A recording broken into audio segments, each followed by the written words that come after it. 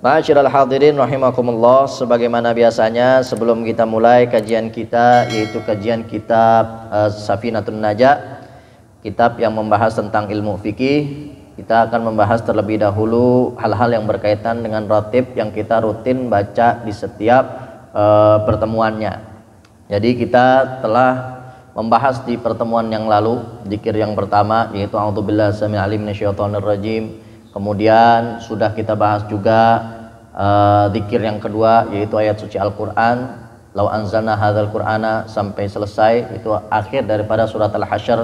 Dan udah kita jelaskan juga kenapa kok sebagian orang kalau baca Al-Hasyr itu megang kepala, megang ubun-ubun. Bukan lagi sumpak, bukan lagi banyak utang, bukan, tapi udah kita bahas kenapa, karena ada hadisnya dari Nabi SAW.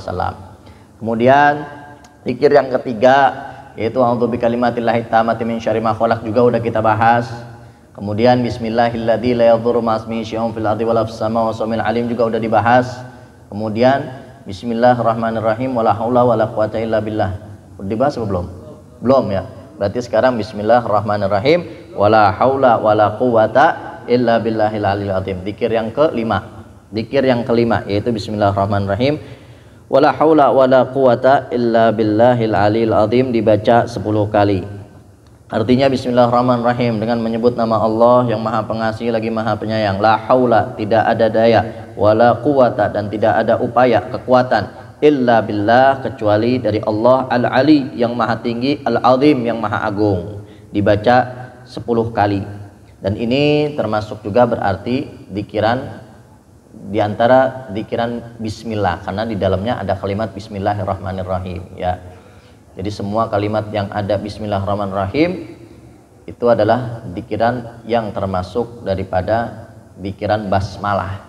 Dan basmalah ini atau bismillah ini fadilahnya, keutamaannya banyak banget ya. Sebagaimana di zikiran sebelumnya juga bismillahirrahmanirrahim la yadhurru ma'asmihi syai'un fil ardi wala fis samaa'i alim, itu juga termasuk kalimat basmalah karena di dalamnya ada kalimat bismillah.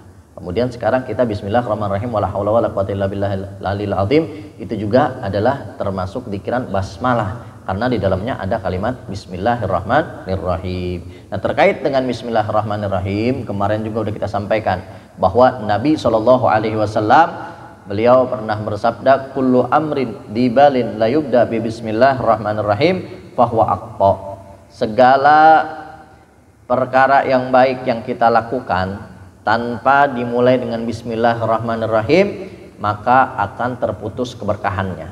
Jadi keberkahannya nggak bakal diberikan oleh Allah Subhanahu wa taala kalau kita tidak memulainya dengan bismillahirrahmanirrahim. Makanya penting kita mau ngapa-ngapain bismillah ya. Ngapa-ngapain aja dari yang terkecil sampai yang terbesar. Kecuali kalau kita mau ngelakuin hal-hal yang makruh, apalagi yang haram, jangan bismillah. Mau nyolong bismillahirrahmanirrahim biar berkah. Justru baca bismillahnya jadi haram, bukan dapat pahala. Ya, mau nyolong sendal ceritanya Jumatan nih, biar makin berkah. Udah hari Jumat ya kan, di masjid baca bismillah deh biar makin berkah. Justru baca bismillahnya itu berdosa, bukan dapat pahala. Karena melakukan perkara yang haram dimulai dengan bismillah, bismillahnya dapat dosa. Ngelakuin haramnya dapat dosa lagi, jadi double. Niatnya mau biar ngurang-ngurangin dosa, pakai bismillah dah, bismillahirrahmanirrahim. Justru malah berdosa baca bismillahnya. Begitu juga perkara makruh begitu juga. Kalau perkara makruh kita mulai dengan bismillahirrahmanirrahim, hukum baca bismillahirrahmanirrahimnya jadi makruh. Contoh misalkan kita ambil pendapat yang ngerokok itu makruh ya. Bismillahirrahmanirrahim biar berkah. Justru baca bismillahnya jadi makruh. Nah, bismillah itu dianjurkan ketika kita melakukan perkara mubah. Perkara mubah tuh yang dilakukan nggak dapat pahala, ditinggalkan juga nggak apa-apa. Makan, minum, tidur, beraktivitas, berdiri, duduk, angkat sesuatu, naruh sesuatu, bismillahirrahmanirrahim, bismillahirrahmanirrahim, bismillahirrahmanirrahim, bismillahirrahmanirrahim. Nah, itu dianjurkan tuh.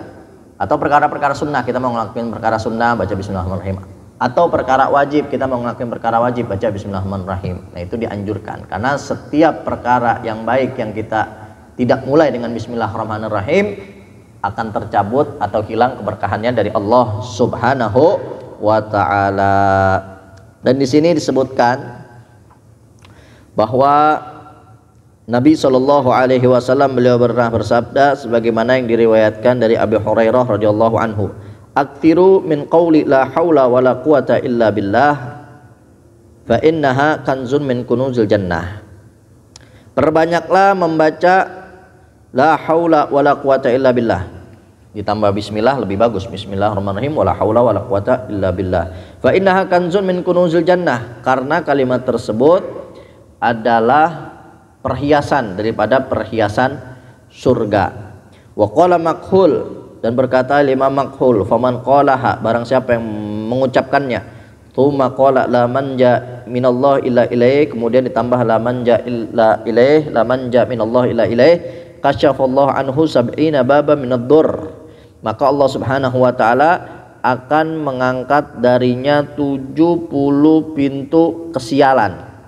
Adnaha al-faqr, yang paling rendahnya yaitu kemiskinan. Jadi kalau kita banyak baca Bismillahirrahmanirrahim, wala haula wala quwata illa billahil aliyil azim, atau kalau pengen ditambah, kata beliau, ditambah la manja minallah illa ilaih, atau itu doang udah Bismillahirrahmanirrahim, wala haula wala quwata illa billah illa aliyil azim, maka Allah Subhanahu wa taala akan mengangkat darinya 70 pintu kesialan.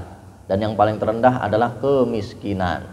Miskin ini bukan tentang materi, miskin itu hakikatnya dalam hati ya. Karena orang yang banyak materinya, kalau hatinya miskin tetap aja dia miskin. Orang-orang yang korupsi, emang orang yang nggak punya materi banyak kan dia duitnya ketimbang kita ya. Duitnya banyak, mobilnya mewah, rumahnya megah, tapi tetap korupsi. Kenapa? Karena ngerasa miskin terus ya. Tapi kalau orang yang hatinya nggak miskin, hatinya kaya, tiba ngopi pakai kaos oblong, seneng aja hidupnya ya, seneng aja hidupnya, nggak miskin karena hatinya itu kaya. Jadi hakikat kaya itu dalam hati. Makanya Allah Subhanahu wa taala dalam Al-Qur'an itu nggak pernah menyatakan bahwa Allah Subhanahu wa taala memberikan kemiskinan, enggak. Semuanya sebetulnya dicukupin sama Allah. Cuma hatinya ada yang beda-beda, ada yang miskin, ada yang emang hatinya kaya. Sebetulnya materi itu ya enggak menentukan orang tersebut kaya atau enggak ya. Kaya atau enggak, berapa banyak orang yang dia hartanya banyak tapi miskin hati. Jadi hidupnya udah didikte sama kemauannya, didikte sama hawa nafsunya, sampai akhirnya miskin terus tiap hari dia, sampai meninggalnya miskin walaupun materinya banyak. Tapi kalau orang yang hatinya kaya ya, dia bakal seneng terus, bersyukur terus ya.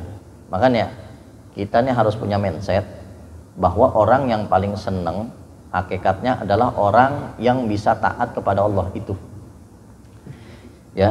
Jadi orang yang paling seneng siapa? Orang yang paling taat sama Allah, itu orang yang paling seneng. Makanya siapa orang yang paling seneng di dunia ini? Yaitu Nabi Muhammad SAW. Kenapa? Karena beliau orangnya taat. Walaupun kehidupan dunianya begitu sederhana. Bahkan kita tahu riwayat Nabi SAW, kalau tidur itu beliau tidur di atas pelepah korma sampai badannya nyeplak. Pernah dilihat sama Sayyidina Umar bin Khattab, berceplak badannya ya. Saking kerasnya tikar Nabi SAW waktu tidur. Dan Nabi pernah nggak makan 3 hari, ditambal perutnya pakai batu. Ada di sini yang kagak makan 3 hari, boro-boro ya. Kalau Nabi itu makannya sedikit, kalau kita sedikit-sedikit makannya. Nah, Nabi walaupun perkara urusan kehidupan dunianya sederhana, tapi beliau itu orang yang paling bahagia, orang yang paling sempurna, orang yang paling hidup paling sempurna di dunia ini. Karena nggak mungkin Allah Subhanahu wa taala menjadikan kekasihnya orang yang nggak sempurna, nggak mungkin. Pasti Nabi SAW adalah contoh orang yang paling sempurna. Jadi kalau kita pengen ngelihat orang yang paling sempurna siapa ya? Nabi SAW. Cuman karena selama ini mindset kita orang yang sempurna itu orang yang duitnya banyak, yang mobilnya mewah, yang rumahnya megah, istrinya 4, cakep semua, nurut semua lagi ya. Itu kan orang yang sempurna menurut definisi kita, sehingga kita nggak nganggap Nabi SAW orang yang sempurna ya. Kalau mindset kita rubah, orang yang paling sempurna siapa? Orang yang paling taat walaupun keadaan dunianya bagaimana aja. Dan itu emang hakikatnya orang yang paling sempurna itu orang yang taat sama Allah Subhanahu wa taala. Udah, kita bersyukur tiap hari. Kita bisa sholat subuh, bisa sholat duhur, sholat asar, sholat maghrib, sholat isya. Walaupun tiap hari tiba ngopi, mainin burung ya tiap hari ya. Tapi kita bersyukur terus tiap hari. Karena apa? Karena kita ngerasa alhamdulillah udah bisa taat tiap hari. Kagak bakal sumpek hidup kita, bersyukur terus kita. Tapi kalau kita mengkaitkan syukur itu dengan banyak harta, mobil mewah, rumah megah, apalagi istri 4, jauh dah muka-muka ente mah ya, jauh ya, istri 4 nurut semua. Kelamaan kita syukur. Kelamaan kita syukur, nggak bersyukur akhirnya. Belum punya duit banyak, nggak bersyukur, ngerasa miskin lagi. Belum punya mobil mewah, nggak bersyukur, miskin lagi kita. Belum punya rumah megah, nggak bersyukur kita, ngerasa miskin terus. Karena mindset kita, orang yang sempurna itu orang yang model begitu ya.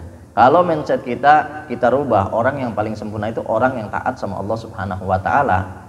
Maka tiap hari ketika kita taat sama Allah Subhanahu wa taala, kita bakal bersyukur terus. Dan itu memang sebetulnya hakikat orang yang sempurna di dunia ini, orang yang taat kepada Allah Subhanahu wa taala. Nah, orang yang sering membaca bismillahirrahmanirrahim wala haula wala quwata illa billah Ilal azim, maka Allah Subhanahu wa taala akan jauhkan dia dari 70 kesialan. Dan yang paling rendah adalah kemiskinan. Kesialan yang lainnya dijauhin dia dari hidayah, dari penyakit, dari ini, dari itu, dijauhin sama Allah Subhanahu wa taala kalau banyak baca bismillahirrahmanirrahim wala haula wala quwata illa billah. Wa qala Nabi sallallahu alaihi wasallam, dan Nabi sallallahu alaihi wasallam pernah bersabda kepada Sayyidina Ali karramallahu wajha, ya Abul Hasan, wahai ayahnya Hasan, ala uallimuka kalimat taquluhunna idza asbahta wa idza amsaita. Wahai Abul Hasan, wahai Sayyidina Ali, apakah engkau ingin aku berikan satu ucapan yang hendaknya engkau lazimkan ini ucapan di waktu pagi dan waktu sore? Faqul bismillahirrahmanirrahim wala haula wala quwata illa billahil aliyil azim. Maka bacalah bismillahirrahmanirrahim wala haula wala quwata illa billahil aliyil azim. Illa billahil aliyil azim. Qul lahunna thalathan fa innahunna shifa min tis'ah wa tis'in da adnaha alham. Bacalah kalimat tersebut 3 kali, karena sesungguhnya kalimat tersebut adalah obat dari 99 penyakit, dan yang paling rendahnya adalah penyakit sumpek. Orang kalau udah banyak pikiran, penyakit macam-macam datang. Jadi sumber penyakit ini antara pikiran atau makanan. Itu 2 ada tuh. Kalau enggak dari makanan, maidah itu dalam perut. Kalau enggak alham, pikiran. Orang kalau udah banyak pikiran, macam-macam penyakit bakal muncul. Tapi kalau dia pikirannya seneng, terus makannya juga dijaga, jauh dari penyakit. Nah, kalau orang membaca bismillahirrahmanirrahim wala haula wala quwata illa billahil aliyil azim 3 kali di waktu pagi, 3 kali di waktu sore, maka Allah Subhanahu wa taala akan jauhkan dia dari 99 penyakit. Dan yang paling rendahnya adalah kesumpekan. Nah, yang galau-galau nih, yang sering galau, jangan nulis di status sudah ya, baca aja udah itu. Nulis status mah nggak bisa ngobatin ente gitu, dari sumpek kagak. Statusnya kadang-kadang ngeluh mulu ya, Ame kalau lagi sumpek jadi kayak pujangga. Nah itu ya, itu beberapa fadilah keutamaan tentang kalimat bismillahirrahmanirrahim wala haula wala quwata illa billahil aliyil azim. Dan alhamdulillah barusan di dalam ratib kita udah baca. Nah, mudah-mudahan apa yang tadi kita baca diterima oleh Allah Subhanahu wa taala dan memberikan keberkahan untuk kita semua. Amin ya rabbal alamin. Dan sekarang kita lanjutkan kajian kita, yaitu kajian Safinatun Najah. Kajian yang berkaitan dengan ilmu fikih. Seperti biasa sebelum kita mulai, mari sama-sama kita membaca surat Al-Fatihah terlebih dahulu untuk penyusun dari kitab ini, yaitu Syekh Salim bin Sumer serta guru-guru kita dan orang tua kita yang telah mendahului kita. Mudah-mudahan Allah Subhanahu wa taala ampuni segala dosa dan kesalahannya, Allah Subhanahu wa taala angkat derajatnya, dan mudah-mudahan kita semua mendapatkan keberkahannya. Ala hadhihi niyyah wa ala kulli niyatin salihah wa ila hadratin Nabi Muhammad sallallahu alaihi wasallam. Al-Fatihah.